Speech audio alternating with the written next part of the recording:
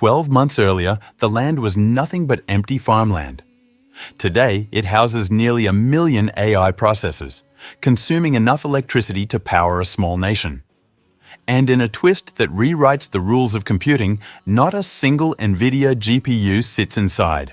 This is the invisible war reshaping civilization, not fought with weapons, but with silicon, electricity, and data centers the size of cities.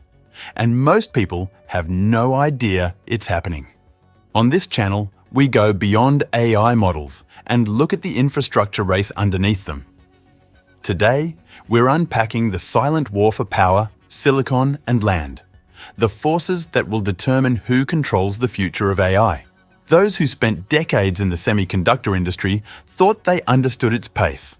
Nothing prepared them for what was unfolding now. Across the planet, rural landscapes are transforming into industrial computing hubs. Mother Earth is beginning to resemble a motherboard.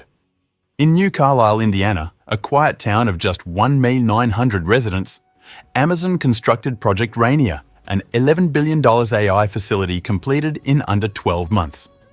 For something that massive and that custom, the timeline was unprecedented. But Amazon didn't stumble into Indiana by accident.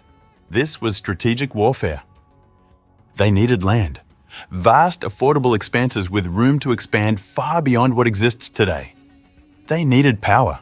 A grid capable of delivering 2 gigawatts, enough electricity to sustain 1.5 million homes.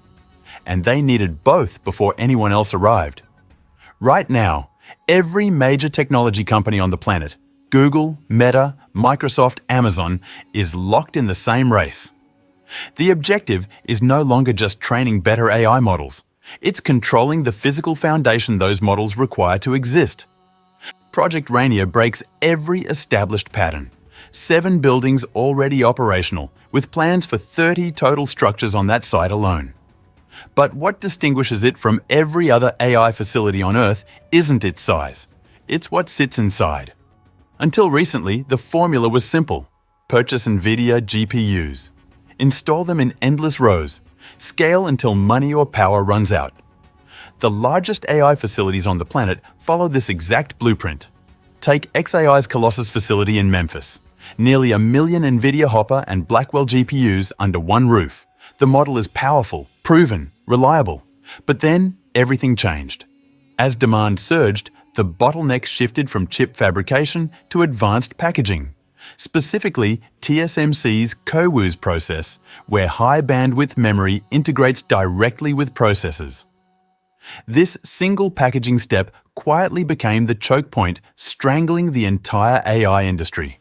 Lead times stretched, costs ballooned. A single high-end rack now approaches $3 million. Entire AI roadmaps began slipping. But the deeper problem remained invisible to most. NVIDIA wasn't just selling hardware anymore. They controlled an entire ecosystem: chips, networking infrastructure, enterprise software. When companies bought their systems, they were buying into a controlled world. For hyperscalers like Amazon, this created an uncomfortable reality.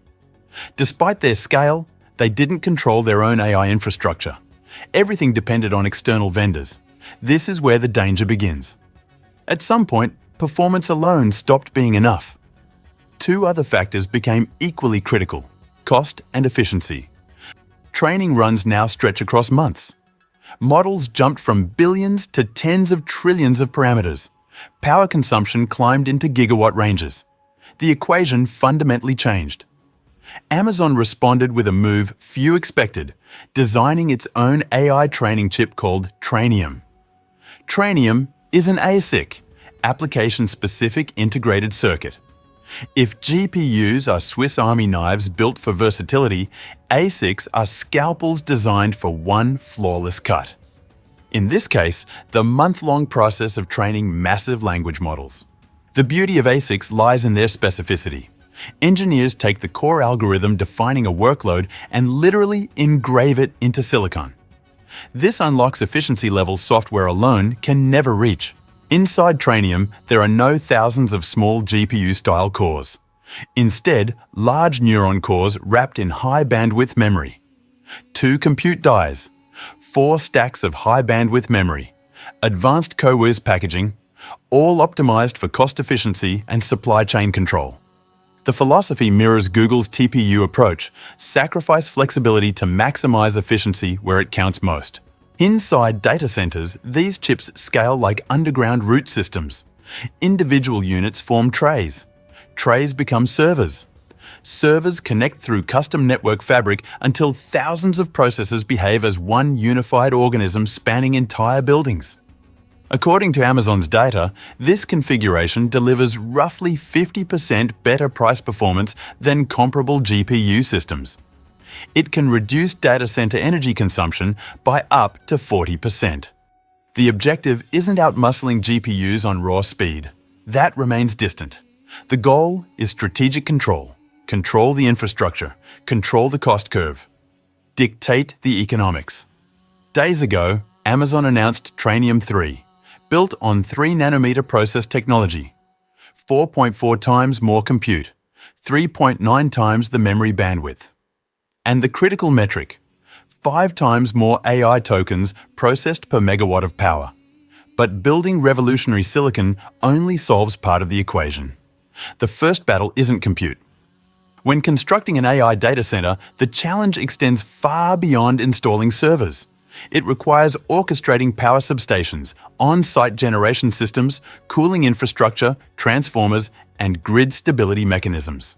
Project Rainier, when fully constructed, will consume over 2 gigawatts. In a town of 1,900,000 people, a single facility now rivals the power appetite of millions of homes across entire regions. The local grid was never engineered for a machine of this magnitude. The problem isn't merely scale, it's stability. Massive electrical loads push grids toward blackout thresholds. Finding energy is only half the challenge. Keeping it perfectly steady is where systems fail. Traditional data centers were built around storage and routine computation. AI facilities are fundamentally different beasts. GPUs don't draw power smoothly. They spike up and down in milliseconds. If the supply cannot track those fluctuations, entire systems become unstable. Voltage drops. In worst-case scenarios, ripples cascade through entire buildings. Restarting those training runs burns millions in wasted compute. Amazon had to reinvent power delivery architecture. At Rainier, electricity doesn't flow directly from the grid to server racks. It passes through specialized stabilization systems that smooth every shock before reaching hardware. Large-scale battery systems absorb power fluctuations. They store energy when demand dips and release it instantly when demand surges. The result? Calm, predictable electricity feeding hundreds of thousands of AI chips without interruption. This is where the transformation becomes undeniable. Technology companies are no longer just constructing data centers. They're becoming energy developers, funding power plants, reinforcing electrical grids, investing in renewable infrastructure, all to lock in cheap, reliable electricity before competitors arrive. And simultaneously pursuing a second layer of control, designing custom silicon that extracts maximum compute from every watt of power. This defines the next phase. The race is no longer about performance. It's about engineering complete systems where power, cooling, silicon, and data flow in perfect synchronization, making it work as scale moves from colossal to incomprehensible. Securing 2 gigawatts of electricity only reveals the next crisis. The instant electricity hits those servers, it transforms into heat. 2 gigawatts of thermal energy trapped inside 4 walls. How do you remove it? Cooling a facility at this scale typically demands millions of gallons of water daily. In extreme cases, data centers pull from the same water supplies communities rely on for drinking. They drain aquifers dry. Project Rainier walked directly into this pressure point, operating an AI supercluster with extreme cooling demands while drawing from local Indiana water resources. Amazon took an unusual path. They engineered Rainier to minimize water consumption as much as physically possible. The cooling system leans heavily on outside air. From October through March, it uses 0 water for cooling. In warmer months, water is only used for a few hours daily on average. It sounds almost backwards. To make this work, Rainier relies on massive fan walls and relentless airflow. The system stays in perpetual motion, but this choice carries consequences. More noise, higher power draw, greater strain on electrical systems. Water cools data centers roughly 30% more efficiently. It allows denser compute packing and lower energy consumption. This design reflects a calculated compromise at the heart of modern AI infrastructure. Protect water, but burn more power. Save energy, but strain local water systems. Every decision carries a cost. There are no perfect solutions, only trade-offs. Even with perfect silicon and perfect cooling, one element determines if the entire system lives or dies. The network. Unlike facilities built around NVIDIA infrastructure, which lean on optical networking, Amazon chose copper wiring. It's cheaper, familiar, and easier to scale quickly. But copper has limits. AI data centers push toward terabit speeds, and at these levels, copper only works across a few feet. Physics pushes back with signal loss and heat. Amazon stuck with copper for most connections, only adding optics for longer distances. Aggressive cooling and precise layouts make it work, but barely. Investment at this scale only makes sense with an anchor customer, someone who genuinely needs that volume of compute and can sustain the economics. Microsoft has OpenAI, a tight partnership that evolved into a multi-billion-dollar revenue engine. For Amazon, that anchor is Anthropic. Their Claude models, including Opus 4.5, rank among the most capable systems on Earth. Anthropic's revenue is growing five-fold, approaching $5 billion annually. Amazon has invested roughly $8 billion, and Anthropic committed to running their flagship models on Amazon's Trainium chips. Every request processed through Claude on Amazon Bedrock runs on Trainium infrastructure. According to Amazon, it delivers the best end-to-end response times compared to any other major cloud provider. Amazon has already deployed over 1 million Trainium chips. They reached 1 million chips in record time because they control the entire stack. They can optimize end-to-end and move faster than anyone dependent on external vendors. This is where strategy becomes both powerful and dangerous. Trainium 3 was co-designed in close collaboration with Anthropic's engineering team. In practice, their model architecture shapes the silicon design. The silicon, in turn, accelerates their models. This is the true edge of co-design. It unlocks efficiency levels general-purpose systems can never reach. Until recently, this level of integration was almost exclusive to Google and DeepMind through their TPU architecture. Google's Gemini models, some of the most capable on the planet, run on these chips. And now everyone wants access. Google is selling TPU capacity to external customers. xAI and Meta are circling. Anthropic is placing massive TPU orders. Why are top AI labs lining up for these chips? Because GPUs are designed for versatility. Their strength is flexibility and raw peak performance. Trainium and TPUs, these ASICs intentionally sacrifice flexibility to maximize efficiency. And increasingly, companies care less about benchmark numbers and more about one brutal metric: performance per dollar. This is where the story turns. Amazon isn't just scaling compute. They're betting on delayed returns. But can they replicate the success Google achieved with TPUs? Trainium chips still need to prove themselves at massive scale. Their success depends on the entire system, the software stack, the infrastructure, and critically, on Anthropic's success. This is the tension buried inside Rainier. Rainier is part of a far larger expansion. Amazon is committing another $15 billion to Indiana alone.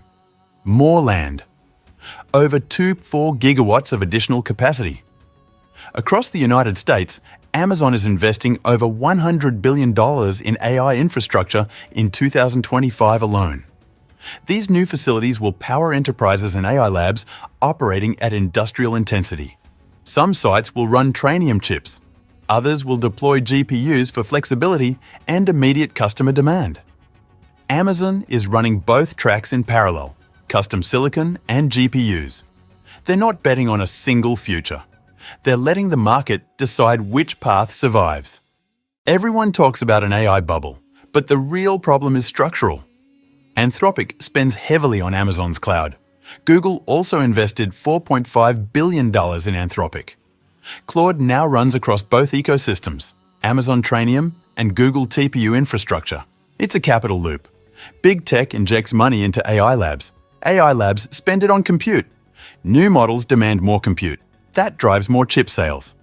The danger? This cycle repeats faster than actual profits can catch up. This story isn't just about building better chips. It's about controlling the most scarce resource in AI infrastructure: power. Amazon's strategy here is exceptionally clear. At first glance, they aimed to build more efficient chips.